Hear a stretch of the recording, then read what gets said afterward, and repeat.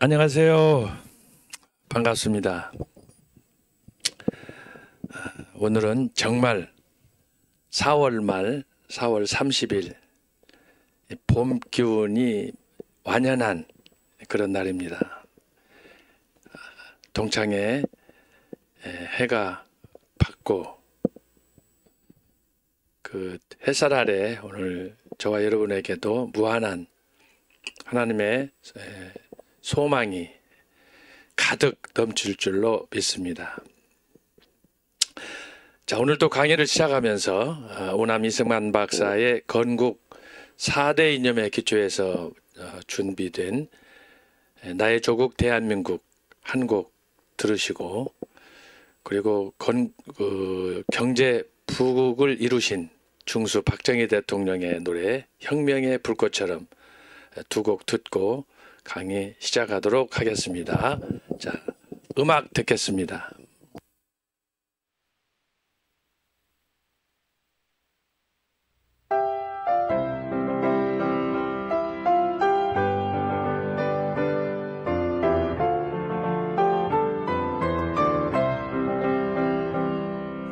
배척한 도민족 운명 어깨 메고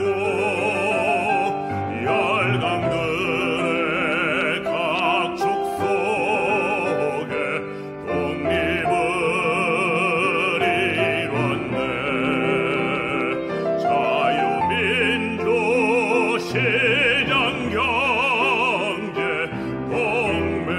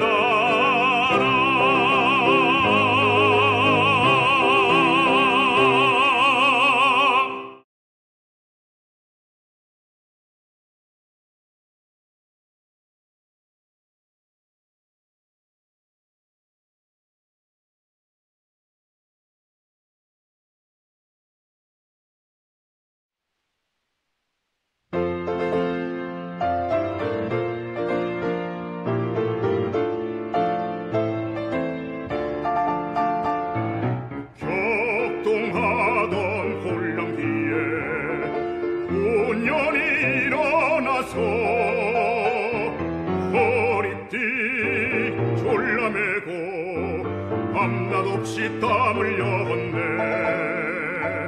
새마을 운동으로 국민 생활 개선하고 산업을 발전시켜 한강 기적 이룩했네. 한평생을 조국 위해 이한 목숨 바쳤건만 하늘이 정한 운명 피하지 못하였네. 오늘은 세계로 내일은 미래로 한겨레의 민족혼을 세계 속에 휘날려라.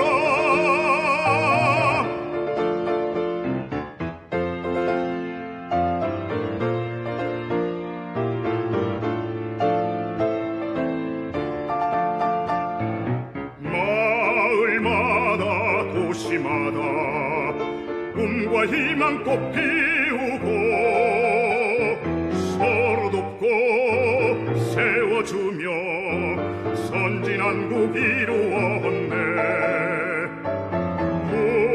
국방을 강화하여 자유평화 드높이고 온 땅의 혁명의 뜻 불꽃처럼 펼치었네. 한평생을 조국 위해 이한 목숨 바쳤건만 하늘이 정한 운명 피하지 못하였네.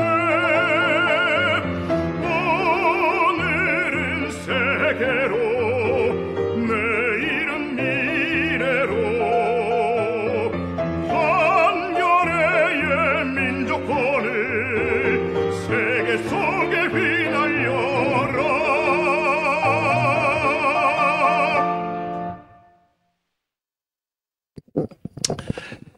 여러분 잘 들으셨죠? 오늘 또 반갑습니다. 오늘 강의에 앞서 또 시 한 편을 준비했습니다. 오늘 제목은 가나안 가는 길. 가나안 가는 길. 이스라엘 백성들이 430년에 애굽 억압을 마치고 노예 생활을 청산하고 이제 하나님의 약속 따라서 모세와 함께 출애굽하는 여정이 시작이 돼서 모세와 함께 40년 그리고 그의 후계자 여호수아와 더불어 한 6년여 기간 전체 46년 동안 가나안 정복 전쟁을 치르게 됩니다. 그래서 출애굽부터 가나안 정복까지의 그 여정을 제가 묵상 중에 가나안 가는 길 오늘 시 한 편을 준비했습니다. 다 같이 함께 낭송하고 그리고 기도하고 시작하도록 하겠습니다. 가나안 가는 길. 하늘 아래 저 멀리 광야길 가도 가도 끝 없는 길 소명 따라 가는 길 오직 약속 믿고 하늘의 별 빛을 따라 가는 길 순종하며 가는 길 예비된 축복을 위하여 참고 인내하며 감사하며 가는 길 앞만 보고 가는 길 하지만 뜻과 달리 고비고비 고난도 있으리라 시련도 있으리라 원망도 있으리라 불평도 있으리라 이별도 있으리라 죽음도 있으리라. 주여 우리 가는 복된 길 함께 가는 동행길 주 안에서 영원한 길 여호와 이레로 축복이 있어서 은총 있어서 기도하겠습니다. 하나님 아버지 감사합니다. 오늘도 이렇게 정한 시간에 저희들이 종교개혁사 강의로 이렇게 만나게 해주셔서 감사합니다. 오늘 이 시간에도 강의하는 사람, 듣는 사람, 국내에 있든지 해외에 있든지 해외 그 어디 선교지에 있든지 오늘 또 주의 말씀을 통하여 우리 가운데 성령의 역사를 경험하는 복된 시간 허락해 주옵소서. 너는 배우고 확신한 일에 거하라고 말씀하셨습니다. 오늘 또 주의 말씀에 순종하며 특별히 강의를 통하여 우리 가운데 닫혀졌던 또 잘 알지 못했던 또 알았지만 부족했던 이런 부분들 저희들의 이 강의를 통하여 우리의 영역이 넓어지게 하시고 그리하여 이 시대 하나님께서 우리에게 주신 사명을 잘 감당할 수 있는 그런 사역자로 세워 주옵소서. 늘 강의할 때마다 또 강의를 들을 때마다 부족함을 많이 느낍니다. 주여 우리의 지혜의 샘물로 청명함으로 이 아침에도 함께하여 주셔서 주의 말씀의 그 비밀을 또 역사 속에 나타난 당신의 손길을 경험하는 은혜로운 시간이 되게 하여 주옵소서. 부족한 종을 기억하여 주시고 시간마다 긍휼히 여겨 주옵소서. 이 모든 말씀을 예수님의 이름으로 기도하옵나이다. 아멘. 여러분 반갑습니다. 이번 학기도 4월 말 이제 5월, 6월이면은 이제 강의가 마칠 텐데 벌써 한 반절 정도 지났습니다. 우리가 2월 말인가 시작을 했죠. 그러니까 3월, 4월이니까 벌써 이제 학기도 반절이 지나고 있습니다. 제 계획은 강의 첫 시간부터 지금까지 매 시간마다 제가 그때그때 기도 중에 생각난 것들을 정리해서 시를 함께 낭송하며 왔는데 여름 방학을 지내는 동안에 그동안에 여러분과 함께 했던 시들을 시집으로 편집해서 출간하려고 지금 제가 편집 작업을 하고 있습니다. 이것저것 생각해 보니 벌써 한 3년여 기간 동안에 하나님께서 우리에게 주신 은혜가 많고 특별히 그 기간 동안에 우리가 애국운동을 통해서 국내 해외 얼마나 많은 참 눈물과 탄식 속에 애국운동을 펼쳤습니까? 그 증표로 저는 또 청교도 신학원에서 강의를 하게 됐고 그래서 매 시간마다 쉽지 않은 일이지만 한 편씩 시를 제가 낭송했는데 이것들을 생각해 보니까 한 100여 편 되더라고요.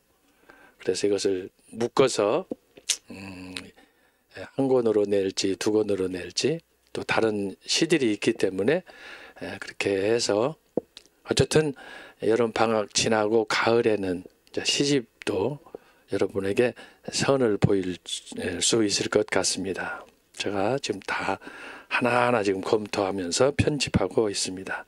기도해 주시면 감사하겠습니다. 오늘은 지난 시간에 이어서 종교개혁이 어떻게 시작이 됐는가 종교개혁의 개괄적인 이해를 우리가 살피고 있습니다. 자, 제가 늘 강조합니다마는 우리가 한 학기 강의를 듣는다 그러면 다 기억할 수 없어요. 대표적으로 성경 지금까지 20년, 30년, 40년, 50년 성경 하나 갖고 지금까지 살았잖아요. 그러나 막상 성경에 대해서 한번 얘기해봐라. 누가 물어보면 당황스럽습니다. 그렇죠?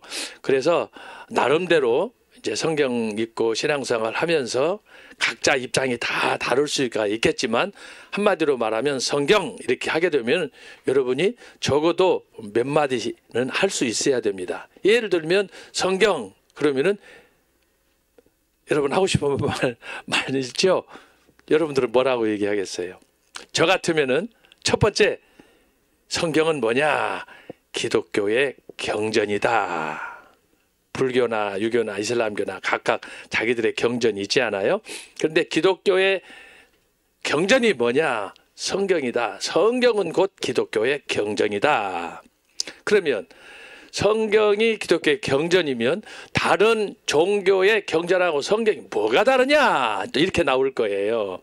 그럴 때 성경은 우리에게 유일한 신중의 신, 야훼 하나님, 창조주 하나님, 인격적 하나님, 이걸 좀 더 설명하면 생명의 또 구원의 이런 표현을 우리가 사용할 수가 있을 텐데, 그래서 성경은 우리에게 뭘 얘기하느냐? 가장 궁극적으로는 부활신앙을 얘기하는 거죠. 다른 종교에는 부활이 없잖아요. 교주가 있다고 하지만 교주들이 다 죽어서 땅에 묻혀 있잖아요. 근데 예수님은 인류 역사를 바꾸는, 이 죽음의 역사를 생명의 역사로 바꾸는 부활의 주님이시다 이 말이죠. 그것이 곧 성경이 가르치는, 다른 종교의 경전이 가르치는 것과 확연히 다른, 그래서 이것을 계시 종교다 이렇게 말하는 거예요. 기독교는 하늘에서 임한 하나님의, 여호와의 창조주, 부활하신 승리의 주, 그 하나님을 이야기한다라고 하는 거예요. 그래서 우리가 성경에 대해서 뭐 할 얘기가 많지만 간단하게 얘기할 때 바로 그렇게 얘기할 수가 있고, 뭐 저와 여러분 그중간 기도하면서 뭐 예배드리면서 많은 말씀을 우리가 듣고 했지만, 특별히 정광훈 목사님을 통해서 주셨던 이 말씀표에 나타난 성경 이해, 제가 여기에 꽂힌 거 아니에요. 응? 우리가 성경을 많이 봤지만 어떻게 그렇게 일목요연하게 짧게 주제를 통해서 성경 전체를 해석할 수 있느냐? 지금도 신학자 토크에서 매주 금요일마다 합니다만은 최근에 끝났던 이스라엘의 양육 원리다. 여러분 이거 그 제목 자체, 테마 자체가 쉽지가 않아요. 성경을 완전히 관통한 사람만이 할 수 있는 주제가 나오는 거예요. 지금 이번 주에서도 계속해서 이제 신학자 토크를 통해서 다른 주제로 우리가 또 이렇게 합니다만은 그동안에 했었던 근 한 1년여 기간 동안 했었던 뭐 예를 들어서 생각의 3대 통로, 그다음에 7대 제사, 5대 제사, 창세기부터 계속되었던 그런 역사, 이런 것들을 우리가 다뤘는데, 그 주제 하나하나가 성경에 나타난 그 핵심 상황을, 구속사의 이야기를 정광훈 목사님께서 테마별로 그것을 풀어냈다. 저는 이것이 놀랍다고 하는 거예요. 단순히 설교 한 편이 아니에요. 그 다양한 주제를 통해서 성경의 핵심 내용을 딱 정리해서 요약했다라고 하는 거예요. 이 부분은 제가 여러 번 강조했잖아요. 기독교 2000년사에 이렇게 시도한 사람은 지금까지 없어요. 초대교회를 대표했던 어거스틴이나 또 종교개혁 우리가 배우고 있습니다만은 누턴이나 칼빈이나 최근까지 세계 기란성 같은, 제가 영국에서 로디 존스 목사님, 존 스타트 목사님, 그 외에도 뭐 제아이 패커라든지 유명한 그런 목회자들을 통해서, 신학자들을 통해서 강의도 듣고 직접 설교도 들었습니다마는 이 정광훈 목사님이 전개하는 성경에 대한 이런 심오한 접근은 노바디네스예요. 지금까지 한 사람이 없어요. 이건 정말 놀라운 거예요. 그래서 제가 여러 번 말씀했죠. 저와 여러분은 이 시대에 한국에 태어나는 것이 감사하다, 이것이 축복이다 라고 하는 거예요. 자, 이와 같이 우리가 역사를 배울 때에도 역사, 제가 지금 성경 얘기했잖아요. 성경과 정광훈 목사. 예? 그러면 이제 기독교 역사를 얘기할 때도 우리가 뭘 얘기하느냐? 성경 얘기할 얘기가 너무너무 많잖아요. 그것을 주제별로 말씀표. 말씀표에 책자 하나로 딱 요약해서 주제별로, 그것도 창세기부터 계시록까지 아주 다양한 그런 관점에서 저는 이것을 다이아몬드라고 생각하는 거예요. 다이아몬드. 이 말씀표는 다이아몬드야, 다이아몬드. 다양한 그 주제를 따라서 하나님에 대한, 성령에 대한, 그리스도 주권에 관한 이런 역사에 대한 해석들이 너무너무 다양하게 나타난 거예요. 마치 백과사전이다. 백과사전. 정말 놀라워요. 놀라워. 제가 이걸 계속 신학자 토크도 하고 개인적으로 말씀을 묵상하면서 보지만 정말 이거 놀라운 거예요. 응? 정말 놀라운 거예요.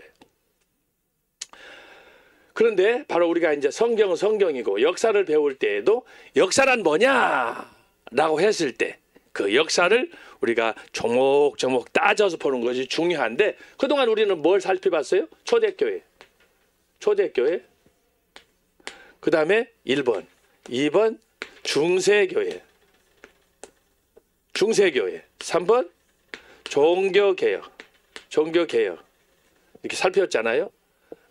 그래서 이 역사에 대해서 우리에게 이야기할 때, 그래서 초대교회 그러면 초대교회에 대해서 짧게 얘기하는 거예요. 짧게. 응? 역사 속에서 초대교회는 뭐냐?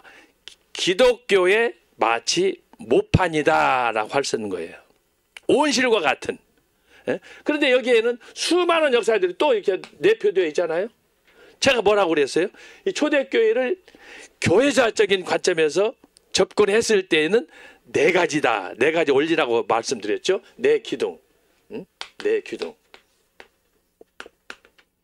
중세교회도 마찬가지예요. 중세교회도 역시 네 기둥. 1번, 2번, 3번, 4번. 종교개혁도 지금 우리가 배우고 있지만 종교개혁도 똑같이 1번, 2번, 3번이에요. 예. 이것은 제가 기독교 역사를 연구하는 가운데 어떻게 하면 성경을 쉽게 이해하듯이 정광 목사님처럼 어떻게 역사를 쉽게 간단하게 이해할 수 있을까, 이걸 제가 기도하면서 고민하다가 제가 만들어낸 거예요. 그래서 기독교 역사를 이해하는 네 가지 기둥, 네 가지 원리. 그렇죠? 그래서 초대교회 할 때 뭐라고 그랬어요? 성경. 이게 제일로 중요하다고 그랬잖아요. 정경. 정경 채택이에요. 이것이 없으면 이 초대교회, 중세교회, 종교교회, 근현대, 네 번째는 근현대예요. 이 역사 자체가 의미가 없어요. 의미가 없어요. 성경이 없는 역사는 존재할 수가 없는 거예요.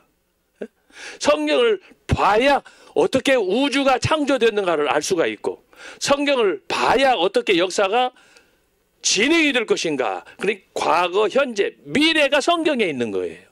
그런 면에서 제가 제일로 강조했던 게 뭐예요? 이 성경. 초대교회가 우리에게 성경을 경전으로 물려준 거. 이것이 가장 유대한 사건이라고 그랬잖아요. 초대교회가 구약을 유대인의 전통에 의해서 받아줬던 토라를, 구약 성경 율법을 우리에게 정경으로 물려준 거예요. 그것을 초대교회가 확증하는 거예요. 확증. 그리고 두 번째는 뭐였어요? 성경에서 신학. 신학은 어떤 신학? 정통신학. 사이비 신학이 아니에요. 자유주의 신학이 아니에요. 성경이 뭘 말하는가? 성경을 지지하고 성경을 드러내고 성경만을 선포하는, 이것이 신학 중에 신학, 정통. 이게 바른 신학이에요. 바른 신학. 제가 이따가 설명하겠지만은, 그래서 초대교회에서 중요한 건 뭐냐? 어떻게 우리가 방향을 정하고 가야 되느냐? 성경 말씀을 손에 잡고 어떻게 이 성경을 들고 어디로 가야 되느냐? 그것이 바로 지금까지 기독교 역사, 초대교회가 우리에게 그것을 세워줬다. 세 번째는 뭐예요? 어떻게 예배하느냐? 교회. 초대교회는 교회 생활을 잘하러 하는 거예요. 예배를 잘 드리라고 하는 거예요. 근데 교회 가서 예배 드리지 않고 코로나 때문에 문제니까 그랬잖아요. 교회 가지 마라. 11명만 모여라. 이 죽일 놈, 이 마귀 새끼예요. 마귀 새끼. 그런데 여러분, 거기에 유혹돼 가지고 교회 안 가고 인터넷으로 보고, 뭐 안방에서 보고, 그것은 여러분 굉장히 위험한 거예요. 기독교 역사 전통에서 봤을 때 그것은 아주 이단하고 가까운 거예요. 반드시 교회 가야 돼요. 왜 그렇습니까? 십계명에 뭐라고 그랬어요? 반드시 안식일을 기억하라. 그날 하나님께서 복을 주신다고 그랬잖아요. 그런데 안식일인데 하나님이 정하신 날인데 교회도 안 가고 지멋대로 다리 뻗고 집에서 예배 드리고 어디 산이나 놀러 가고 산기도 드리고 그거 안 되는 거예요. 기독교 신앙은 나만이 아니야. 공동체예요. 킹덤 오브 갓. 하나님께서 그 목적을 위해서 하나님이 천지 만물을 창조한 거예요. 태초에 하나님이 천지를 창조하시니라 아담을 위해서 한 게 아니에요. 아담 이후에 전개되는 모든 인류가 신혼임 온 사람이 구원받은 사람이 나중에 새 예루살렘에 가서 함께 주 여호와를 위하여 찬양을 드릴 거 아닙니까? 그렇기 때문에 여러분 교회 생활은 공동체예요. 나 홀로가 아니에요. 나 홀로 하려면 절간에 가야 되는 거야. 나 홀로 하려면 공자 따라가야 되고. 예? 아주 잘못된 거예요. 그래서 기독교는 이타적인 종교야. 나를 위해서 아니라 다른 사람을 이웃을 위해서 형제를 위해서 섬기라고. 그게 선지자의 대강령이라고 그랬잖아요. 예수님도 그래서 하늘 보좌를 버리고 와서 저와 여러분을 위해서 희생하신 거예요. 이게 하나님의 나라 성경이 가르치는 독특한 역사관이에요. 그래서 초대교회가 그래서 예배 드리는 것을 아주 중요하게 생각했어요. 주일 성수 모이면 기도하고 또 흩어지면 전도하고. 이게 초대교회 아니에요. 초대교회 이 원리를 했고, 네 번째는 뭐예요? 네 번째는 전도. 이것은 선교지, 선교. 그래서 초대교회의 가장 위대한 사건이 뭐냐? 예수님의 12제자 가운데 11사도가 순교한 거예요. 사도 요한을 빼놓고. 사실 사도 요한도 순교자야. 살아서 순교하잖아요. 살아서 평생 동안 고난을 당하잖아요. 그거 살아서 뭐 자기 개인적인 일을 봤습니까?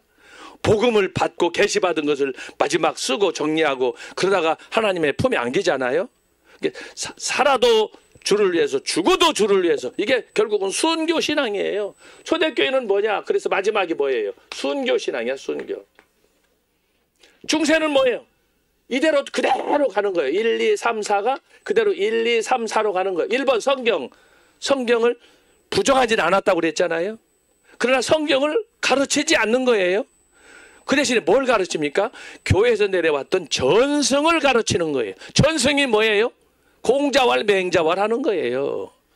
예수님의 말씀 성경을 가르치는 것이 교회의 존재의 이유인데 성경을 안 가르쳐. 알아도 지들만 몇 사람만 알아. 성경도 번역하면 안 돼. 번역하면 다 이단으로 사람을 죽여. 이게 천주교. 중세교회야, 중세교회.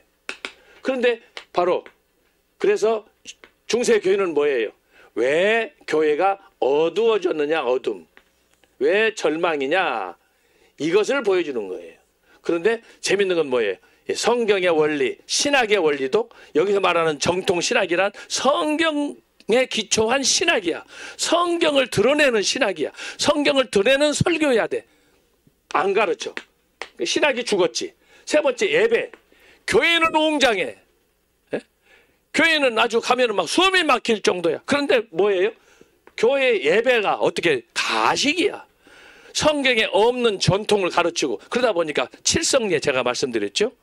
성경에 기록되지 않은 그런 칠성례를 통해서 교회에서 예배할 때 하나님 말씀은 안 가르치고 성찬도 자기들 멋대로 하고 그리고 징벌도 교황에게 교회법에 따라서 순종하면 지옥에서 천국으로 가고 아무리 믿음 생활 잘하고 개혁을 위해서 주창을 해도 교황의 교회법에 싫으면 그 사람은 지옥으로 보내고. 이게 중세교회. 그래서 어둠의 시대고 절망의 시대예요. 네 번째가 뭐라고 그랬어요? 초대교회는 전도 선교라고 그랬는데 교황 한 사람이라도 순교한 사람 봤어요, 여러분? 초대교회 예수님의 제자들은 다 순교했다고 그러잖아요. 그런데 중세 교황들 지금 현재 266대 정도 될 거예요. 프란체스코 1세가. 역대 교황 한 놈도 순교한 사람이 없어요. 영광만 다 누리는 거야. 우리가 나중에 이제 종교교육에서 보면 나와요. 알렉산더 교황이라든지 여러 사람들이 나와. 특히 네오 교황이라든지 이 사람들 보면은 아주 악담이 장난이 아니에요. 주님과 더불어 결혼했다라고 하는 소위 교황, 교회를 대표한 교황들이 세속주의가 되고 빠져가지고 하나님 믿지 않고 인본주의에 빠져서. 그게 중세교회예요. 그래서 중세교회. 네 번째는 뭐예요? 여기는 전도 선교인데 이 사람들은 세상에 대해서 담을 쌓고 자기들의 아성을, 그래서 그 권력과 명예를 위해서 바벨탑을 쌓고, 그래서 중세교회가 마지막에는 절망이야. 오직 하면 자기들끼리, 신부들끼리, 거기 주교들끼리, 자기들끼리, 소위 우리 같으면 목사들끼리, 노회장끼리 모여가지고 우리가 이렇게 해도 되는가? 그런 짓거리 했어요. 얼마나 심각하게 타락을 했으면 자기들도 탄식을 할 정도로, 이러다가 우리 망하겠다, 앞이 안 보인다라고 한 거예요. 그래서 중세교회가 바로 어두움이다. 초대교회 1, 2, 3, 4 1, 2, 3, 4. 자, 그러면 종교개혁은 어떻습니까? 종교개혁은 이 초대교회의 4가지 원리를 그대로 다시 반복했어요. 중세를 오버커밍했어요. 여기 종교개혁은 중세교회를 이렇게 오버커밍해서 초대교회로 돌아가는 거예요. 초대교회로 가서. 자, 1번 봅시다. 종교개혁자들이 첫 번째 주장한 게 뭐예요? 오직 성경. 1번 초대교회로 돌아가는 거예요. 두 번째로 여기는 신학 정통. 두 번째로 종교개혁자들 루터, 칼빈, 찌빙을 낙스가 뭘 했어요? 대표적으로 기독교 강요를 통해서 성경에 나타난 그동안 중세 1000년 동안에 가르치지 않았던 하나님의 말씀, 하나님의 계시를 풀어서 강단에서 선포하는 거예요. 선포. 중세 때는 설교가 없었어요. 그런데 종교개혁자들이 신학을 체계화해가지고 성경을 드러내는 거야. 성경을 가르치고. 그래서 여러분 지금까지 우리 한국교회뿐만 아니라 전 세계 교회가 개신교회에서 교회에서 주일날 공공 예배 시간에는 설교가 선포되는 거예요. 이게 중요한 거예요. 그래서 종교개혁자들은 두 번째로 어떻게 해요? 신학, 정통신학, 바른신학. 여러분 그래서 존 칼빈, 개혁자 존 칼빈의 신학이 지금까지 우리에게 회자가 되는 거예요. 칼빈 개인이 뭐 똑똑하고 유명해서가 아니고 개혁자 낙스나 루터가 유명해서가 아니에요. 그들이 평생 동안 믿고 추구하고 가르쳤던 그들의 삶이 뭐냐? 그래서 보니까 이 사람들은 정말 성경의 사람이다, 말씀의 사람이다, 하나님의 사람이다라는 걸 알았기 때문에. 그래서 두 번째로 종교개혁자들이 신학을 바르게 세우는 거예요. 그래서 루터 신학, 칼빈 신학, 청교도 신학, 이게 나오는 거 아니겠어요? 세 번째는 뭐예요? 예배. 중세 가톨릭 교회에서 어떻게 했어요? 칠성례에 의해서 선함으로 행함으로 구원받는 인본주의 신학을, 공로 사상을 강조했는데 종교개혁자는 어떻게 했어요? 아니라는 거예요. 루터 같은 경우에는 교황, 중세교회가 추구했던 영광의 신학 대신에 고통을 몰라. 루터가 그걸 뒤집어 가지고 뭐라고 그랬어요? 십자가의 신학, 고난의 신학을 주장하는 거예요. 알았어요? 그래서 여기 세 번째, 교회란 뭐냐? 말씀을 강조하고 성례를 바르게 실시하고 그렇게 하고 뭐예요? 온전히 그리스도 중심, 다시 말하면 바울 신학으로 돌아가는 거야. 십자가 신학으로 가는 거예요. 고난의 신학을 얘기하는 거예요. 십자가는. 마지막 네 번째 어떻게 됐어요? 초대교회의 전통으로 돌아가서 이 사람들은 목회하고 또 개혁하고 지금 우리가 고민하는 것처럼 애국운동을 위해서 나라가 썩었어. 정치꾼들이 다 아주 희망이 없어.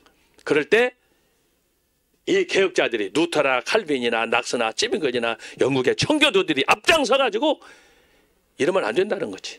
개혁을 해야 된다는 거지. 그래서 어떻게 아까 말씀한 것처럼 초대교회, 중세교회 이 시대를 넘어서 종교개혁자들이 여기서 초대교회로 돌아가서, 그래서 종교개혁은 레포메이션, 있었던 것이 너무 때가 묻고 왜곡된 것들을 다 헐어내고 다시 본상을, 원상을 회복하는 거예요. 이것이 종교개혁이다라고 하는 거예요.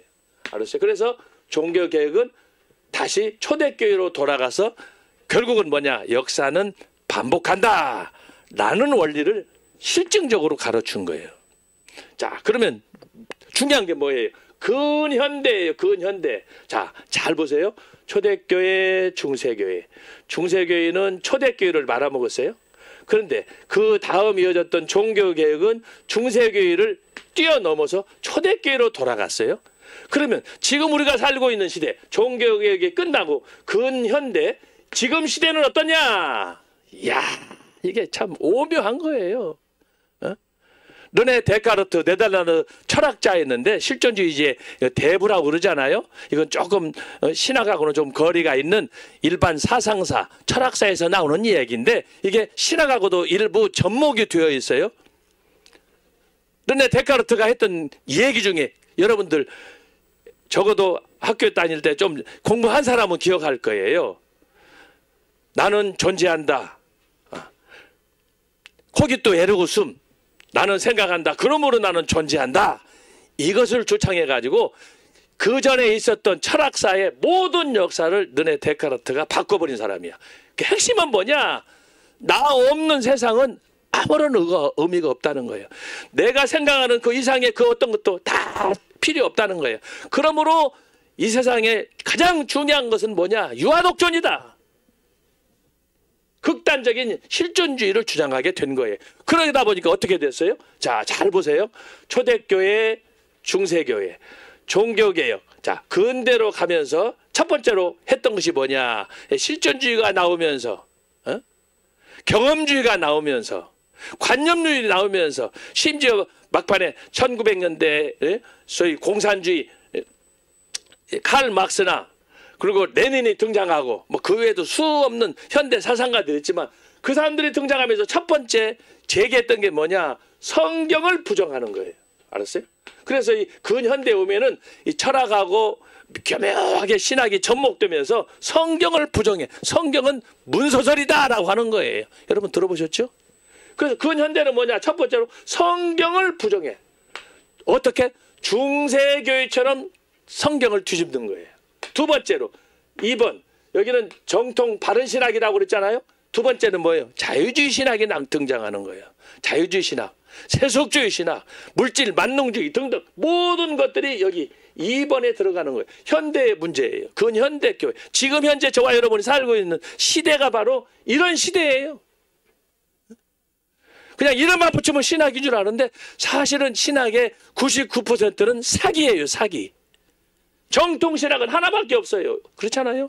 예수님께서 말씀했어요. 내가 길이요 진리요 생명이니 그렇게 말씀했는데 여러분 눈앞에 내가 지금 오늘 아침에도 아까 우리가 시 읽었잖아요. 가나안으로 가는 길. 가나안으로 가는 길. 애굽에서 나와서 가나안으로 가는 길.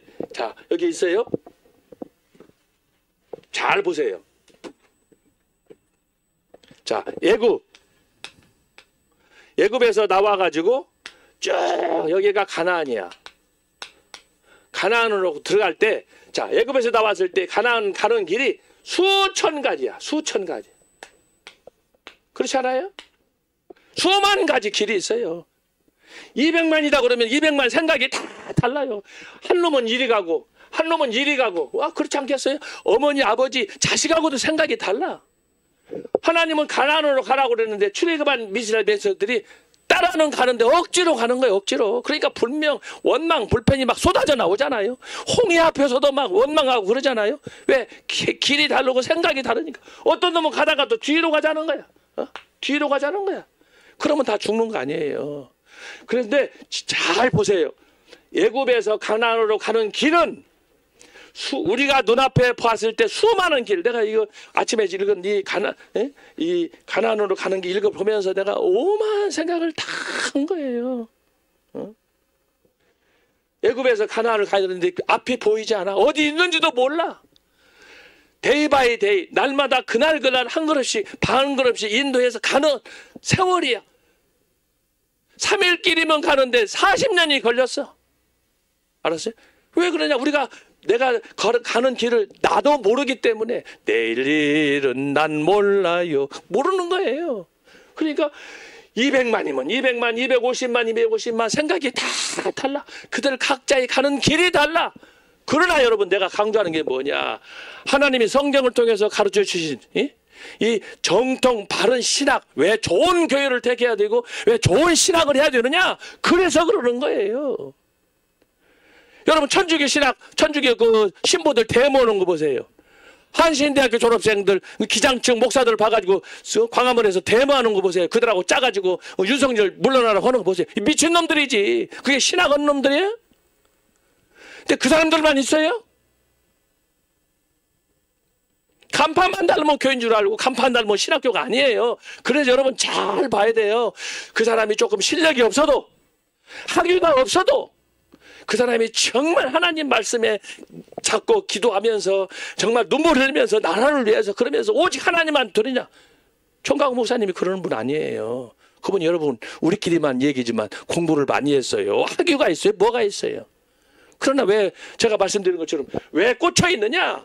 성경을 말씀으로 정통으로 이걸 잘 뚫어서 애굽에서 가나안으로 가는 이 길을 가르쳐 줬기 때문에 제가 적극적으로 나서서 지지하는 거예요. 여러분 저를 보통 사람으로 알면 안 돼요. 제가 이 나이 먹어가지고 여러분한테 뭐 사기를 치겠어, 공간을 치겠어, 협박을 하겠어요. 내가 다 확인하고 하는 거예요. 그래서 여러분 정신 차려야 돼요. 국내든 해외든 영국이든 독일이든 어디든지 신학교처럼 많은 데가 없어요. 그러나 여러분 그 신학교가 진짜 신학교는 뭐냐? 이게 성경을 하나님 말씀으로 인정해주는, 이걸 가르쳐주는 이 바른 신학, 이게 좋은 신학이에요. 학교가 규모가 적든 크든 상관없어요. 자 여기 보세요. 애굽을 나와가지고 가나안으로 가는데 길이 이렇게 많아. 수천 길이야. 이것이 뭐냐? 이 전체가 뭐냐? 그러면 이게 바로 광야야. 광야길이에요. 여러분 딱 여러분 앞에 한번 서서 보세요. 여러분 앞에 펼쳐져 있는 그 길이 왼쪽, 오른쪽, 뒤쪽, 앞쪽 해가지고 사방을 다 보면 여러분들이 그게 다 갈 수 있는 길이야. 걸어서 뒤로 가든지 옆으로 가든지 다 갈 수 있는 길이잖아요. 그러나 여러분이 사는 길은 하나밖에 없는 거야. 이것이 뭐예요? 진리의 길이야. 진리의 길. 생명. 예? 이것은 이름은 달라요. 진리의 길, 생명의 길, 구원의 길, 영생의 길. 이 길은 그러나 하나밖에 없다. 요한복음 14장 6절 예수께서 가라사대 내가 곧 길이요 진리요 생명이니 나로 말미암지 않고는 구원받을 자가 없느니라. 이게 그걸 얘기하는 거예요. 이게 초대교회예요. 이게 중세교회가 이를 말아먹었는데 종교개혁자들이 이걸 다시 리마인드 시켜서, 그래서 초대교회 전통을 세웠는데 근현대 교회 오면서 종교개혁이 끝나고 나서 근현대 교회 와가지고 두 번째가 뭐예요? 신학이 자유주의 신학으로 바뀌는 거예요. 자유주의 신학. 자유주의 신학은 뭐냐? 지가 하나님인 거예요. 다 싫다는 거예요. 성경도 필요 없다는 거야. 성경도 우리가 생각하는 구원의 책, 생명의 책, 뭐 영생의 책, 이게 아니라는 거예요. 다른 책 중에 하나라고 하는 거예요. 이게 자유주의 신학이에요. 이거 가르치는 놈들은 그 신학자도 아니고 목사도 아니에요. 학문으로 밥 먹고 사는 직업인일 뿐이에요. 예? 그렇기 때문에 여러분이 정신을 바짝 차려서 이거 아니면 나는 죽는다. 여기서 이 신학, 성경과 신학에서 잘 정리돼. 여기에서 순교의 신학이 나오는 거예요. 성경 따로 신학 따로 하면은 이건 죽도 밥도 아니지. 어떤 학교에서는 그렇게 가르쳐. 성경은 성경이고 신학은 학문이니까 학문은 학문이고. 예라이. 그러면 안 되는 거예요. 이건 마치 영과 육처럼 하나로 붙어 있는 거예요. 어떻게 동전의 양립처럼 이것을 따로 떼놓을 수 있어요. 성경을 믿으면 그 성경의 기초에서 하나님의 말씀을 믿고 의지하고 거기에서 지혜를 얻어야지. 신학이 뭐야? 이것을 부정하는 신학이 신학이야? 개똥철학이지? 그래서 여러분이 근현대 두 번째가 뭐냐? 자유주의 신학. 이 자유주의 신학은 엄청나게 넓어요. 이걸만 설명해도 한 학기를 해야 돼요. 다 설명할 수가 없어요. 그 중요한 포인트가 뭐냐? 바로 초대교회 정통신학, 종교개혁 전통신학. 이것이 중세 근현대에 와가지고 바뀌었다. 정통신학, 바른 신학이 인본주의 신학, 자유주의 신학, 공로신학.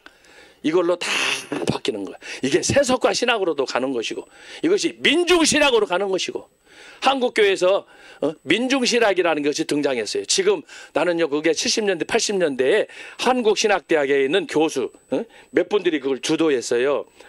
안병무, 그다음에 연세대학교 서남동 등등 이분들이 70년대 80년대에 소위 민중신학을 주창을 했는데 그때만 해도 저는 그때 몰랐어요. 그때 제가 총신 다니고 있을 때인데 민중신학이 뭔가 봤더니 그때 당시에 이승만 박정희를 거치면서 소위 유신 독재, 그래서 굉장히 억압하는 그런 독재 정치를 펼치고 유신 독재를 했잖아요.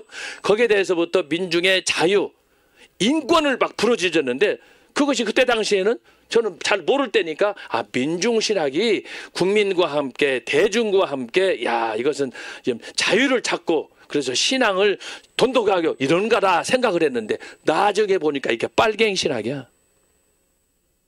여러분 김대중한테 제가 얼마나 속았는지 지금은 막 아쉬운 거예요. 김대중은 막 히어로였어. 히어로. 영웅이었어. 영웅. 그런데 나중에 보니까 지금 자료에 의하면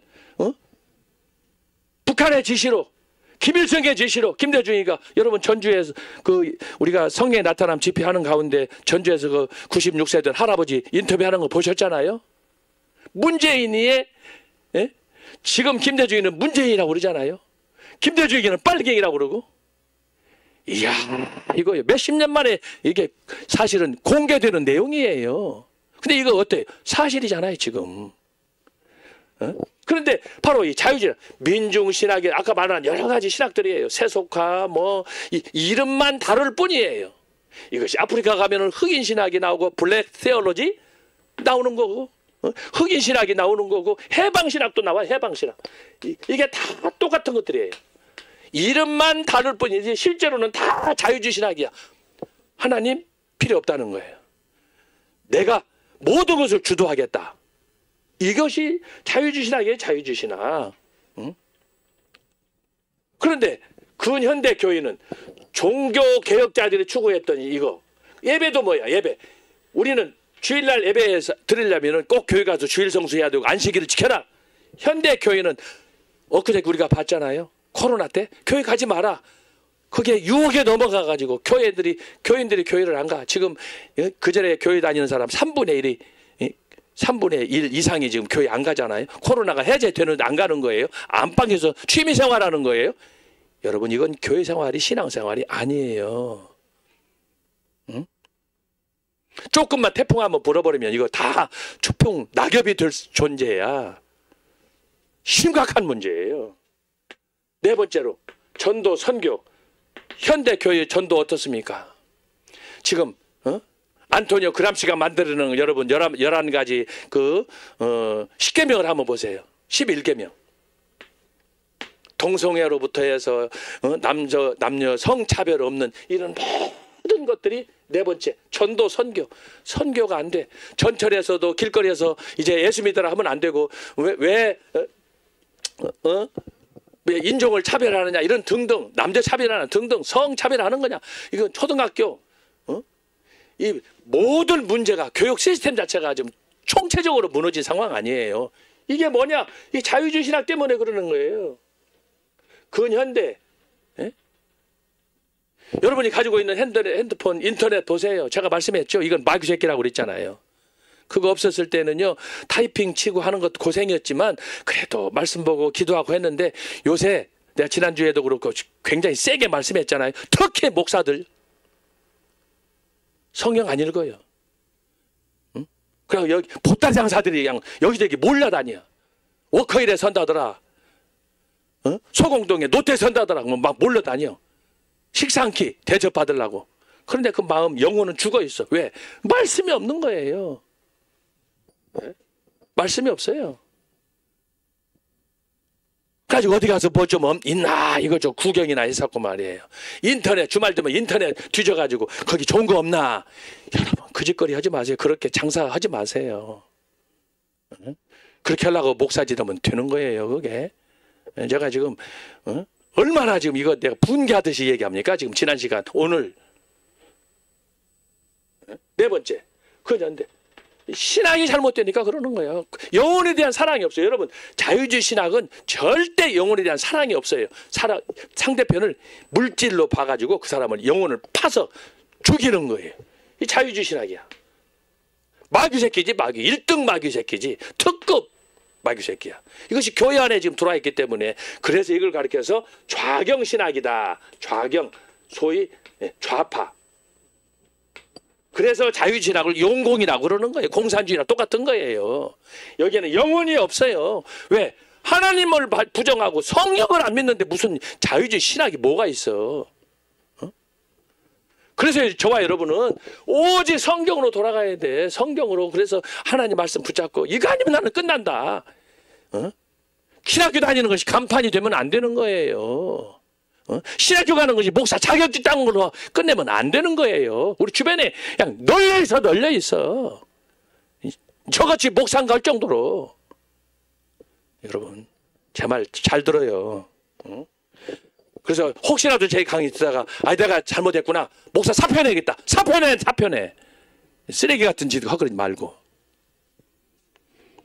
바로 이것이 오늘 근현대 교회 모습이에요. 근데 우리가 지금 이 종교 개혁을 하다가 제가 부연 설명해 주는 거야, 여러분. 맛배기로. 에? 목사면 다 목사예요? 교수면 다 교수고? 여러분, 이 초대교회 성경과 신학과 이런 4가지 원리가 마음속에 딱 세워지지 않으면 나머지는 다 사기꾼이야. 다 사기꾼이야. 응? 우리가 하기로, 유명세로, 권세로 천국 가는 게 아니에요. 예수님께서 말씀했잖아요. 어린아이와 같지 아니하면 천국에 갈 수 없어요. 그래서 이걸 다 내려놓아야 돼요. 나는 죽고 오직 그리스도만. 이게 바울 신학 아니에요? 빌립보서 1장 20절, 21절, 22절 한번 보겠어요. 자, 빌립보서 1장 20절, 21절, 22절.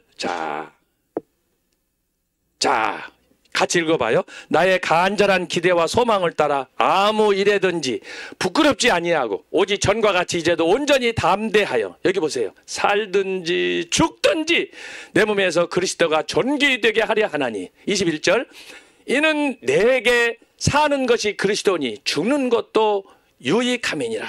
이게 바울 신학이에요. 십자가 신학이야. 이게 뭐 이것만 있는 게 아니에요. 갈라디아서 2장 20절 한번 읽어봐요. 갈라디아서 2장 20절. 이게 사도 바울의 신앙 고백은 진짜 심금을 울려요. 갈라디아서 2장 20절 시작. 내가 그리스도와 함께 십자가에 못 박혔나니 그러니 이제는 내가 산 것이 아니요 오직 내 안에 그리스도께서 사신 것이라.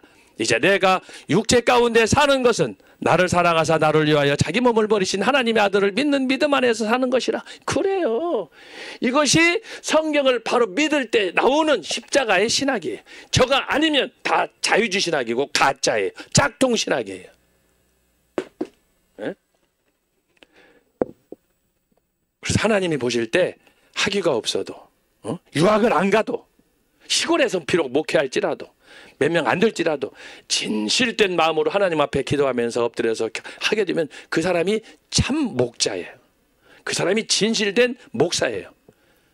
목사 됐다고 해서 목사가 아니고, 어떤 사람은 일주일 3개월짜리 6개월짜리 목사들이 지금 주변에 수두룩 하잖아요. 이 새끼들은 다 잡아야 돼. 잡아야 돼. 이단들이라 하는 짓거리야. 이단 짓거리.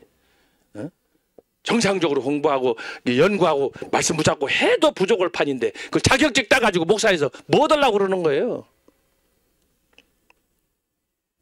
자, 오늘은 어쨌든 여기까지만 하고 종교개혁 제가 하려고 그래요. 그래서 어쨌든 여러분이 이 흐름을 잘 보고, 그래서 제가 왜 초대교회가 중요하냐, 왜 종교개혁이 중요하냐, 이걸 제가 설명을 했잖아요. 초대교회는 500년이다. 중세교회는 1000년이다. 종교개혁은 50년이다. 여러분, 제가 강의한 거 기억납니까? 안 납니까? 초대교 500년을 중세교회가 1000년 동안 말아먹었다고 그랬어요. 그런데 종교개혁자들이 50년 동안에 1000년의 역사를 뛰어넘어서 초대교회의 신앙을 회복했다고 그랬어요. 그런데 지금 근현대는 어떻게 됐어요? 지금까지 500년이야. 근현대교회 500년이에요. 종교개혁 이후 지금까지 500년 동안 어떻게 됐어요? 다시 50년 동안 세워진 전통을 500년 동안에 다시 다 이걸 망가뜨렸어요. 말아먹었어요. 그래서 갈수록 선교는 어려워지고 갈수록 사람들이 그리스도를 살지 않고 자기 영광을 취하고 헤롯처럼. 그래서 현대 교회는 희망이 없는 거예요. 미래가 보이지 않는 거예요. 그런 상황에서 제가 강조하는 것이 뭐예요? 전광호 목사님의 말씀, 성령이 나타나면 대단하다고 하는 거예요. 한국 교회만 이게 있어요 지금. 세계 교회가 지금 다운돼서 아주 레디컬리 지금 다운이야. 급속도로 지금 다운이 되고 있는데, 그나마 하나님께서 전광훈 목사님을 통해서 예국운동과 성령의 나타남이 말씀 집회를 통해서 저와 여러분을 깨우신다. 이건 하나님의 선물이에요. 여러분 잘 기억하시고, 그래서 감사하는 마음으로 우리가 살아야 될 줄로 믿습니다. 그래서 제가 설명하는 거예요. 그래서 성경을 간단하게 몇 마디, 역사를 간단하게 몇 마디, 그렇게 해서 우리가 신앙생활을 해야, 어디 사람들 만나면은 길게 1시간, 2시간 동안 설명할 수가 없잖아요. 짧게, 간단하게, 그러나 핵심을.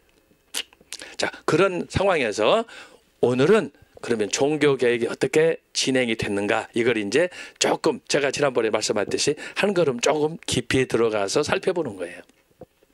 자, 지난주에 살펴본 내용을 우리가 살펴보면은 뭘 얘기했느냐. 종교 개혁이 있기 전에 종교 개혁과 더불어서 같이 함께 있던 그 사건 중에 하나가 문해부흥이다. 르네상스라는 얘기를 우리가 했어요. 자, 문해부흥. 문해부흥은 뭐냐? 종교 개혁. 자, 두 가지가 똑같은 것이 뭐냐? 소위 복고 사상이야. 복고 사상. 그런데 여기서 차이점이 있어요. 문해부흥은 뭐냐? 고전으로 돌아가자. 고전. 예를 들면 고대 그리스의 플라톤, 소크라테스, 아리스토텔레스, 고전, 옛날 1500년 전에, 종교개혁이 1500년 일어났으니까 1500년 전에 있었던 고대고 화려했던 문화, 그리스 로마의 문화를 다시 복원하는 르네상스로 들어가는, 그것을 가리켜서 인문주의라 그러는 거예요. 인문주의가 뭐냐? 사람의 관한 문학적인 거, 철학적인 거, 소위 인본주의 신학을 연구하는 것이 인문주의. 이것이 문해부흥이에요. 종교개혁은 뭐냐? 고전은 고전인데 어떤 고전이냐? 말씀으로 돌아가자. 이게 차이예요. 이게 차이. 똑같이 고전으로 돌아가는데 중요한 것은 뭐냐? 그런데 이걸 통해 나타난 것이 뭐냐 하면은 중세 천년 이런 그릇된 세속적인 전통을 비판하는 거야. 잘못됐다. 그래서 교황에 대해서 막 반기를 들고, 르네상스 소위 예술을 통해서, 저 신학과 철학을 통해서 이거 나타나면서 결국은 인문주의, 이걸 통해서 소위 로마 가톨릭을 비판하고, 그래서 초대교회 옛 문화를 다시 우리가 복원하자, 이렇게 되는 거예요. 그래서 문해부흥과 종교개혁은 같은 시기에 공통점이 있지만 다른 점도 있더라. 다른 점이 바로 이거다. 자, 그런 면에서 우리가 이해를 해야 되고, 자, 오늘은 그러면 8페이지로 가도록 하겠습니다. 강의한 8페이지. 자, 그러면 종교개혁이란 뭐냐? 제가 시간이 많이 갔기 때문에 이것을 두 가지로 정의하려고 합니다. 그 아래 일반적인 정의입니다. 일반적인 정의. 종교개혁의 정의, 그 아래 8번째 줄 보면 내려가면은 일반적 세속적인 정의가 있습니다. 정의. 자, 한 줄만 읽고 지나갑니다. 영어권 국가에서 개혁은 레폼은 보통 레폼이나 레포메이션이 사용되고 있습니다. 그러나 오늘과 같은 다변화 시대에 북한이나 중국 혹은 소련에서는 이것을 어떻게 이해하느냐? 개혁 대신 변혁과 개방, 혁신과 전환이라는 용어로 사용되고 있다. 그 대표적인 사람이 1990년대에 고르바초프 소련 공산당 서기장이 사용을 했어요. 그래서 개혁, 이거보다는 좀 개방, 그래서 이제 이 고르바초프 대통령 거기 서기장 당시에 문을 열었잖아요. 이 당시에 미국 대통령이 도널드 레이건 대통령. 그래서 여러 번 우리가 광화문 애국 집회 때 말씀을 했잖아요. 둘이 정상회담을 하는데 그때 스타워즈 게임이 막 이 소위 우주 전쟁이 막 펼쳐질 때라고 그러잖아요. 그때 레이건 대통령이 고르바초프를 만나서 정상회담을 하는 가운데 우리 기도합시다 한번 했더니 이 사람이 진짜 기독교 신자인가 아닌가를 확인하려고 해서 기도합시다 하고 봤더니 눈을 뜨고 봤더니 고르바초프가 기도를 하더라. 그래서 이 사람이 신앙인인 걸 알았다. 그런데 나중에 보니까 그 어머니가 독실한 소위 동방교회 신자였더라. 그래서 레이건이 치고 나가가지고 스타워즈를 통해서 더 이상은 이 상태에 있으면 안 된다. 그래서 이제 저희 동독의 저희 베를린 장벽을 무너뜨리고 그러면서 저희 1989년, 1990년 이때 소위 소련 연방 체제가 무너지는 그 결정적인 역할을 하게 된 거예요.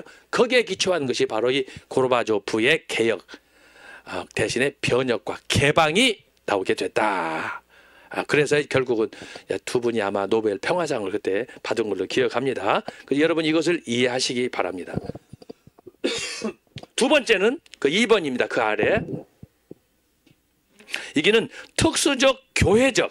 자, 똑같은 용어인데 교회에서는 이것을 어떻게 사용하느냐. 자, 기독교의 개혁은 갱신과 함께 표명상 단일 사역입니다. 그런데 갱신은 또한 부흥, 리바이벌로 재형성, 리폼의 의미를 포함하고 있습니다. 제가 설명했죠. 초대교회하고 종교개혁. 초대교회는 이런 신학의 기초를 세워줬다 하면 종교개혁은 그걸 다시 리모델링 하듯이 그걸 되찾는 애신학을 회복하는 그런 신앙이었다라고 하는 것입니다. 자, 그 아래 보겠어요. 그런 측면에서 종교개혁은 작은 1번. 자, 내적으로 말씀에 비추어 자체 내에 존재하는 결함과 모순을 제거하는 끝없는 변화의 추구입니다. 이것이 종교개혁이 다른 개혁과 다른 겁니다. 그래서 우리가 흔히 쓰는 얘기로 여기서 한번 할 수 있는 건 뭐냐. 교회를 교회되게 하라. 교회는 계속 개혁되어야 한다. 그런 말이 여기에서 나오게 된 거예요. 그래서 이 말씀에 비추어서 끝없는 변화의 추구, 이게 교회의 모습이에요. 지금 저와 여러분의 교회의 성도로서의 모습이에요. 이것이 어디에 근거하느냐? 말씀에 기초한다. 그러니까 여러분, 그래서 신학을 할 때 보수 신학을 하는 거예요. 자유주의 신학, 정통 신학, 바른 신학, 개혁 신학 외에 다른 신학을 하면 그래서 위험한 거예요. 왜? 내가 드러나니까. 성경 말씀보다, 성경의 예수님의 주권보다, 하나님보다 나의 인생이, 나의 명예를 추구하는 그야말로 바벤탑 신학이 나오기 때문에 그렇다라고 하는 거예요. 자, 그래서 여기 말씀 보면 이를 기초로 자기 중심적인 사고와 이해, 경험에서 벗어나 사도적 신앙과 사상을 효율적으로 유지하며 발전시키는 것입니다. 여러분, 여기서 중요한 것이 뭐예요? 사도적 신앙이라 그랬어요. 사도적 신앙이란 뭐냐? 예수님, 그 다음에 12제자. 여기가 바로 12제자가 사도신학이에요. 사도들의 신학이야. 이 신학과 구별되는 것이 뭐냐? 속사도야, 속사도. 속사도 신학. 그래서 신학이 초대교회에 보면은 두 가지가 있어요. 초대교회. 하나는 사도신학, 예수님의 12제자의 신학. 그리고 예수님의 제자들이 다 순교했잖아요. 그런데 그들의 순교한 스승의 신앙을 이어받은 사람들, 속사도 신학이라는 게 있어요. 자, 그런데 이것이 뭐냐? 이 사람들이 우리에게 뭘 가르쳐 주느냐 하면은 여기 지금 나와 있죠. 사도들이 삶을 통해서 예수님을 통해서 배웠던 말씀을 그대로 전도하고 선포하고 가르치면서 동시에 이들이 순교자가 됐다. 그리고 속사도들도 사도들의 신앙을 따라서 순교하고 또 복음과 함께 생을 바쳤다. 그 대표적인 사례가 뭐냐? 폴리갑이야. 폴리갑. 폴리갑은 그의 선생님이 사도 요한이야. 폴리갑. 다른 베드로라든지 다른 제자들은 제자다운 제자를 기르지 말고 다 순교해버렸어. 유일하게 남은 사람이 사도 바울이야. 바울, 디모데.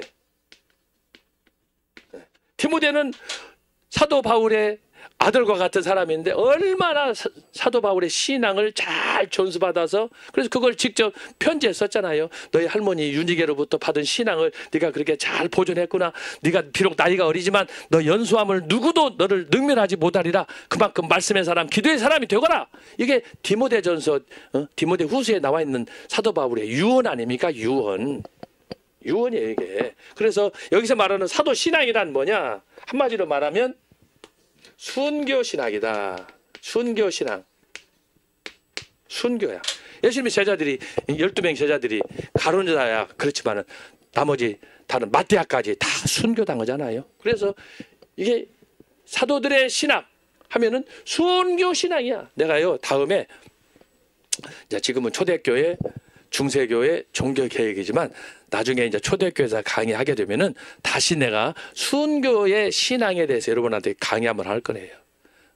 제가 교회사 초대, 중세, 종교계, 근현대, 청교도, 뭐 언약사상 뭐 이렇게 많이 썼지만 저의 교회사 책 전체 8권의 모든 신학을 딱 한마디로 압축하면은 뭐냐? 순교 신앙이에요. 제 박사학위 논문 언약 사상사도 순교의 신앙이에요.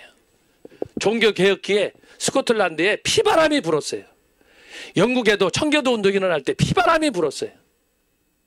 우리나라 일제 36년 동안에 피바람이 불었어요. 예수 믿을래 안 믿을래? 선택은 하나다. 그러나 나는 죽을지라도 주기철 목사 내가 주님을 부정할 수 없다. 나는 예수만 믿겠다. 초대교회 폴리갑 나이가 그때 당시에 86세였어요. 죽음을 앞에 놓고 로마 군인이 압박을 했어요. 나이도 많은데 왜 그렇게 어렵게 사느냐. 우리가 당신을 위해서 꽃가마 태워줄 테니까 우리 말 들어라. 한 번만 예수 모른다고 부정해라. 폴리갑이 오라고 그랬어요. 내가 지금까지 86년 동안 살아왔는데 내가 예수님으로부터 받은 사랑이 얼만데 내가 비록 실수하고 좌절하고 넘어지고 절망하고 해도 예수님은 나를 향하여 한 번도 책망하고 꾸짖고 하지 않았는데 왜 내가 그 주님을 향해서 그렇게 배신할 수 있느냐? 나를 죽여라. 순교한 거예요. 순교. 이게 순교 신앙이에요.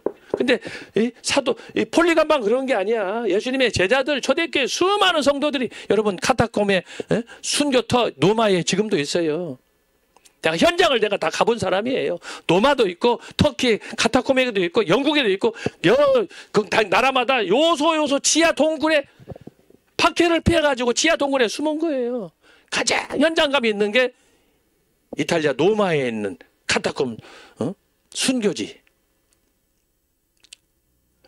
지하에 거미줄처럼 얼마나 깊이 파놨는지 마침 그걸 보니까 하마스가 이스라엘에 지금 그 하마스하고 이스라엘 전쟁을 보고 있는데 하마스가 지하 그 터널을 팠는데 그게 여러분 보시잖아요. 지금은 과학화돼서 그렇게 팠지만 야 지금부터 1500년 전 2000년 전에 초대교회 성도들이 노마 그 지하 동굴에 신앙을 위해서 박해를 피해가지고 그 지하에다가 그걸 팠는데 그게 거미줄처럼 땅속에 거기서 먹고 자고 거기서 애기 낳고 똥 싸고 화장실 가고 다 야 그 가서 현장을 보니까 정말 눈물밖에는 나오지 않아요. 그런 걸 제가 가서 보고 나니까 야 진짜 내가 이거 제대로 신앙생활 하는 거가 나는 걸레 중에 걸레구나. 내가 이렇게 살아서 되겠는가. 이게 초대교회 신앙이야. 초대교회 신앙. 그런데 우리 주변에 보면은 애국운동 안에 뭐 목사님을 해가지고 개똥 신앙하는 사람들이 한둘이 아니야. 순교고 나발이고 없어요. 왜 신앙생활을 그렇게 싸구려로만 하려고 그래. 어디서 그거 주워서 배운 거예요 그게. 우리 초대교회 신앙 우리 한국교회 일제 아래에서도 그렇게 안 살았어요. 특별히 코로나로 인해서 거짓말하고 말이에요. 변명하고 말이에요. 이 문재인 더 이상 탓할 것도 아니에요. 사실은 문제는 저와 여러분의 신앙이 죽었기 때문에 그러는 거야. 네? 그래서 여기서 말하는 사도적 신앙과 전통이란 뭐냐? 여기 그래서 제가 지금 강조하는 게 뭐야? 초대교회로 돌아가야 돼. 초대교회로 돌아가야 돼. 역사가 중요한 게 중세교회 천년이 중요한 게 아니야. 중세교회 중요한 게 비록 연륜이 짧아도 종교 계획자들처럼 초대교회로 돌아가야 돼. 근데 지금 500년이 됐어. 근대 현대교회가 500년 다 말아먹는 거야 또.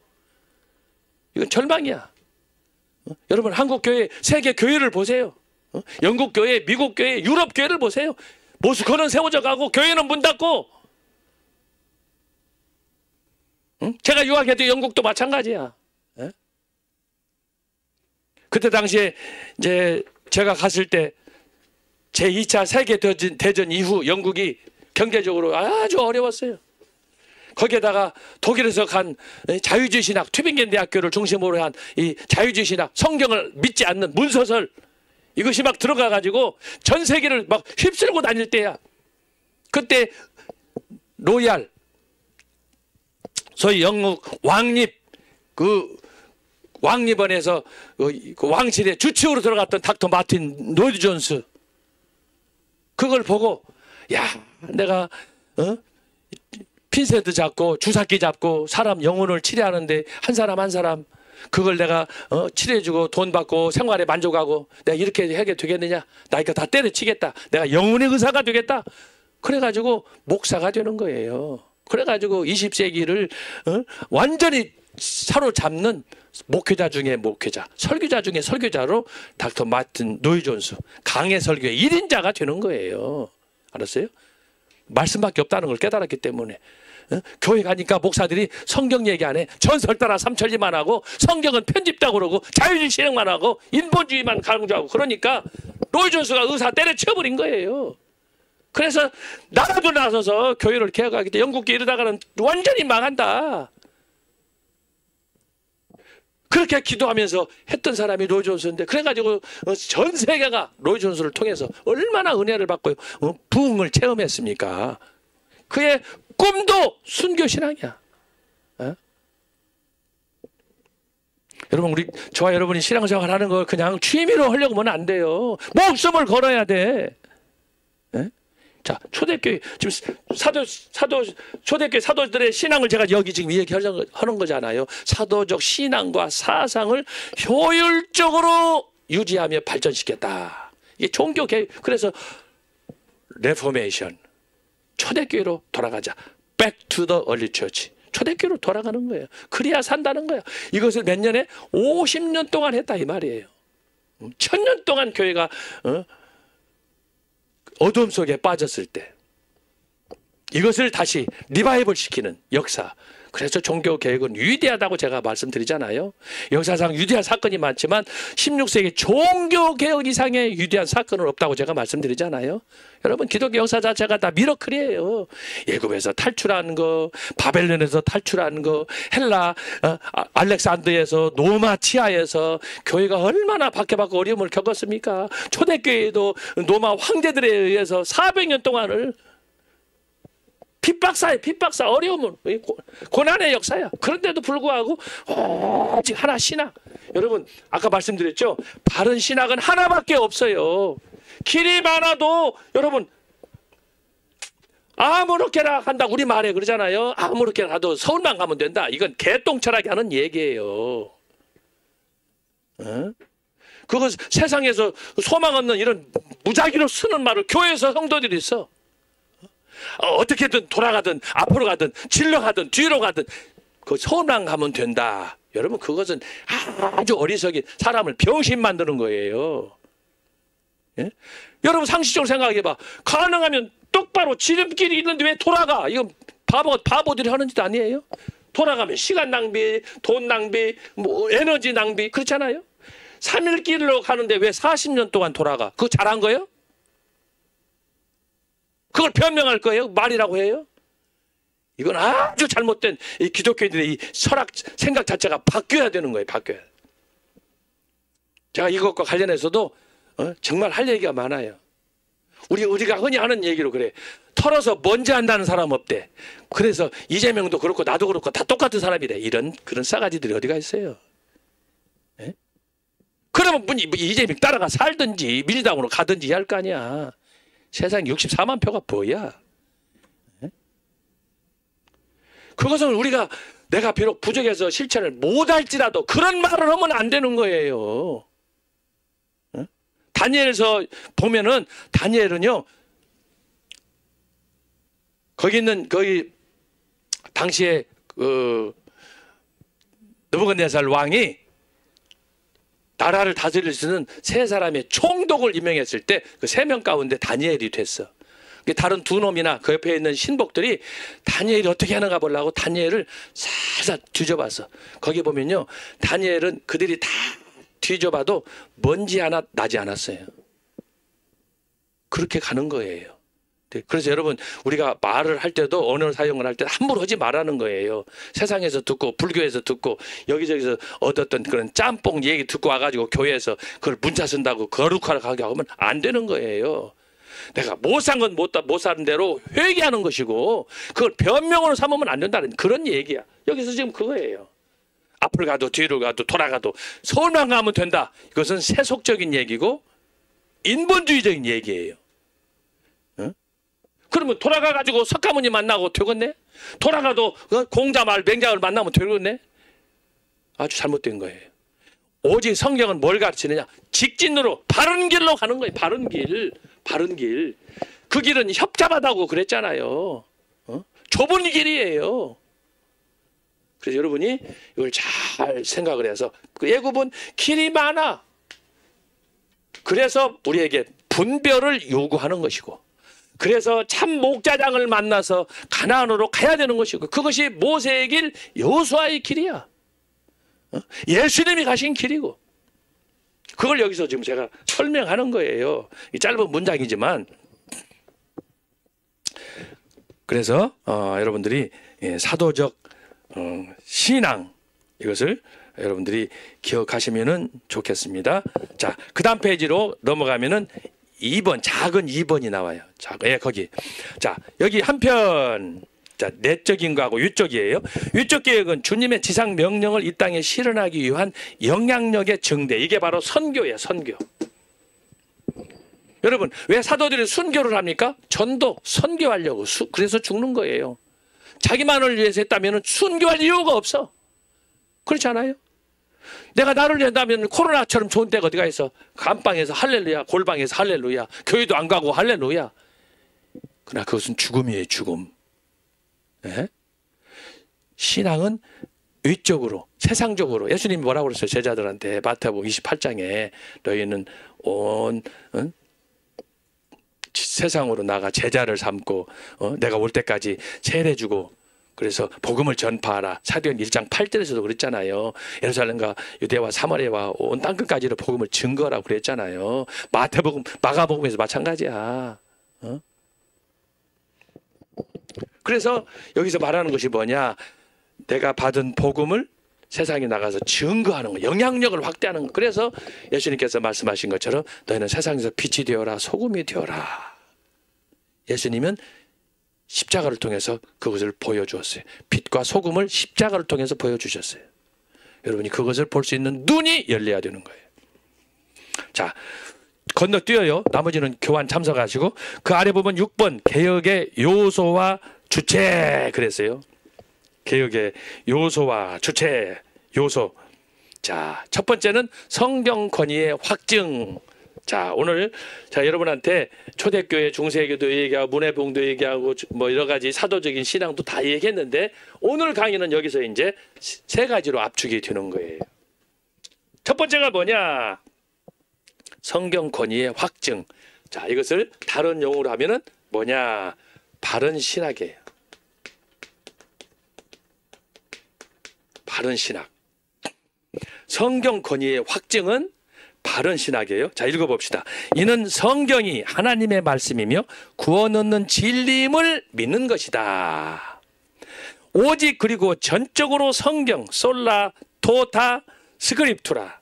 그래서 오직 성경만을 믿는, 이것이 바로 바른 신학이에요. 그러니까 여러분, 성경을 한 줄이든지 한 자든지 한 챕터든지 전체든지, 여러분 십계명을 제가 예를 들어, 십계명이 여러분 있어요? 자, 성경을 제가 설명하면서, 자, 십계명. 십계명은 모두 몇 가지야? 10가지야. 10. 자, 십계명은 10가지인데 여러분, 10가지를 다 지켜야 구원받아요? 아니면 10가지 중에 하나만 빼놓고 9가지만 해도 구원받아요? 잘 보세요. 성경은 전체가 한 몸이에요. 한 몸이에요. 1계명부터 10계명까지. 그러니까 한 청년이, 부자 청년이 밤늦게 예수님을 찾아와가지고, 예수님, 내가 어떻게 해야 구원받았습니까? 그러잖아요. 다 지켰대.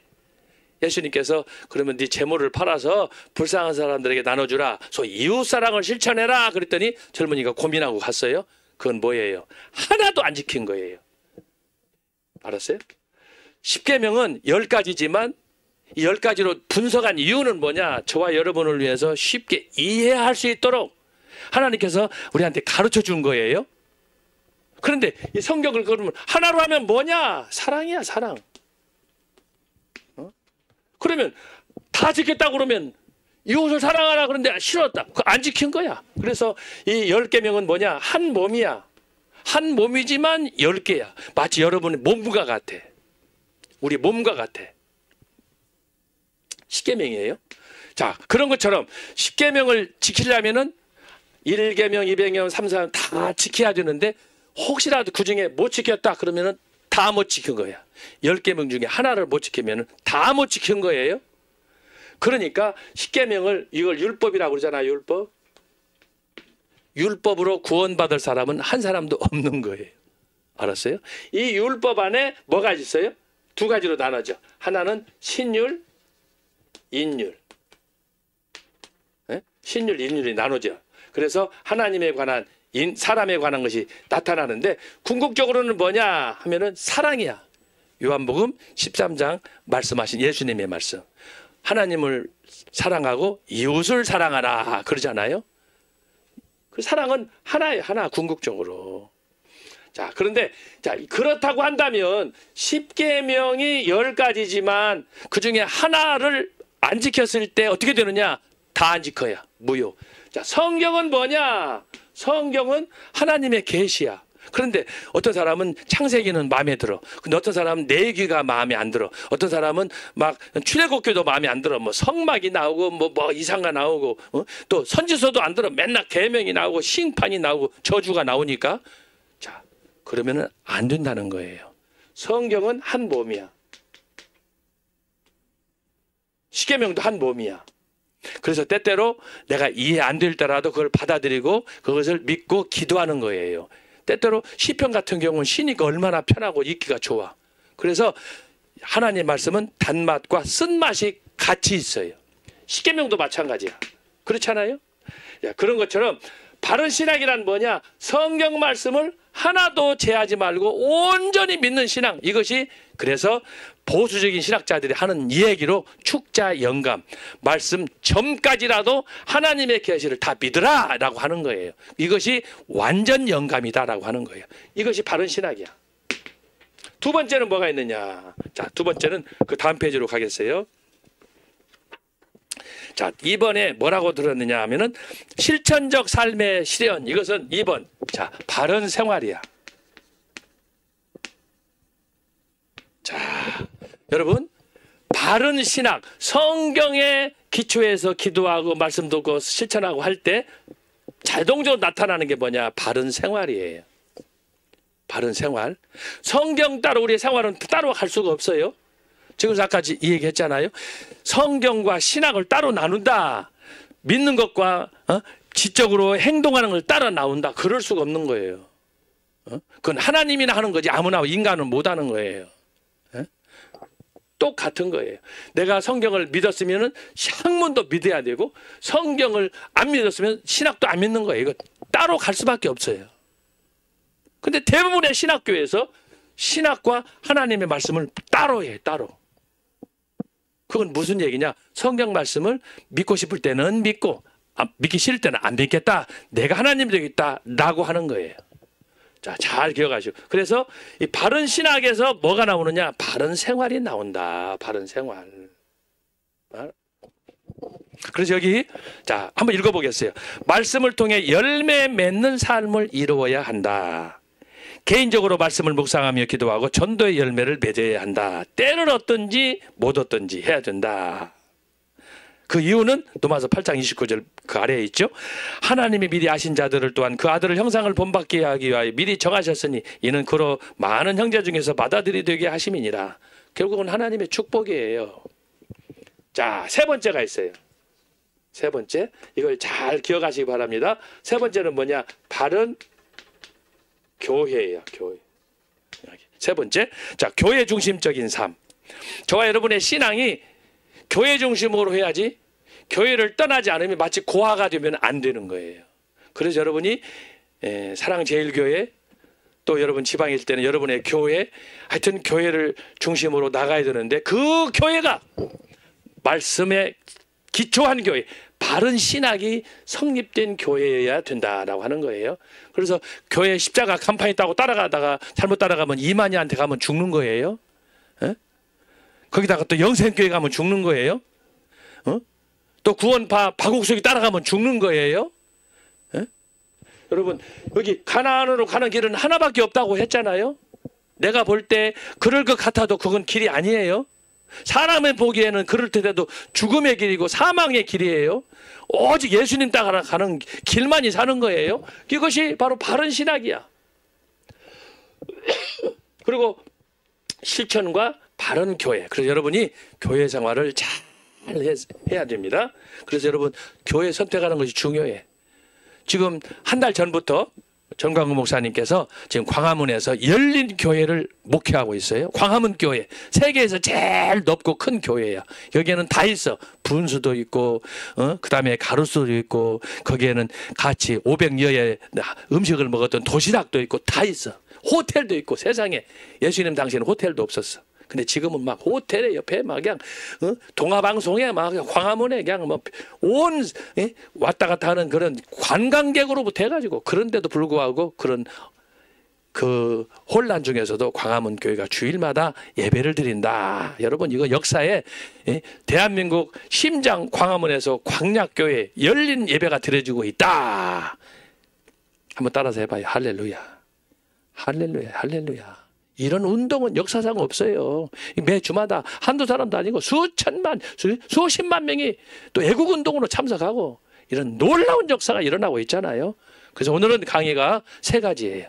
종교개혁사의 가장 개괄적인 이해는 뭐냐? 바른 신학, 바른 생활, 바른 교회다. 여러분 이 세 가지만 붙잡으면 끝이야. 끝. 끝이에요. 이것을 잘 붙잡으시고 그래서 여러분들이 그 종교 계획사를 생각할 때 결국은 초대교회 신앙이구나. 초대교회 신앙이구나. 내가 초대교회 신앙, 예수님의 신앙, 바울의 신앙, 예수님의 제자들의 신앙, 순교 신앙으로 돌아가야구나. 오직 말씀밖에 없구나. 요즘 교회에서도 교회 십자가 간판 보고 가면 안 된다고 그랬잖아요. 신학교라고 그래가지고 신학교 막 가면 안 돼요. 어떤 교회들 보면은 학생들 한 10명 모아놓고 막 총장이 막 그냥 학장이 막 그냥 막 하고 난리를 치고 다녀요. 이거요. 이게 심각한 문제예요. 심각한 문제예요. 응? 족보도 없는 학교들이 그렇게 많다 이 말이에요.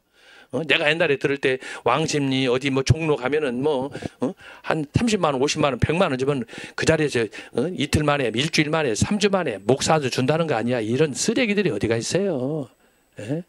혹시 이 방송 우리 청교도 신학원 안에서도 그런 사람이 없는지 모르겠어요. 여러분 그렇게 해서 목사 돼가지고 뭐야? 그렇게 해서 대접받고 그렇게 해서 호강하려고 목사 됐어요. 목사 되려면 이런 순교적인 신앙으로 복음을 위해 살아야지. 말씀도 안 읽고 기도도 안 하고 인터넷이나 유튜브나 뒤져 쌓고 말이야. 그럴 사람 같으면 빨리 사표내고 조용히 평신도로 살아가는 것이 좋아요. 남의 자기도 살고 남도 살려야지 왜 남도 죽여 왜. 그래서 오늘 자 여러분에게 이렇게 말씀을 드렸습니다. 그래서 오늘 강의한 것들을 잘 정리하시고 좋은 교회, 좋은 신학교, 좋은 교단 이걸 잘 선택하세요. 그것은 하나님 말씀만 나를 죽이고 그리스도만을 높이는 그런 신학교, 교단, 교회가 돼야 된다. 여러분 그걸 위해서 기도하시고 특별히 정광훈 목사님 주신 말씀을 잘 마음에 새기시기 바랍니다. 기도하겠습니다. 하나님 아버지 감사합니다. 오늘 또 종교교육사 개괄적인 이해를 통해서 오늘 우리가 어디로 가야 되느냐 말씀과 신학과 또 교회와 실천에 대해서 배웠습니다. 하나님 아버지 마음에 잘 새기게 하시고 이 혼란한 시대 저희들이 정말 하늘의 별처럼 승리하는 하나님께 영광 돌리는 주의 사람들 되게 해 주옵소서. 오늘 또 승리의 하루 주옵소서. 예수님의 이름으로 기도하옵나이다. 아멘.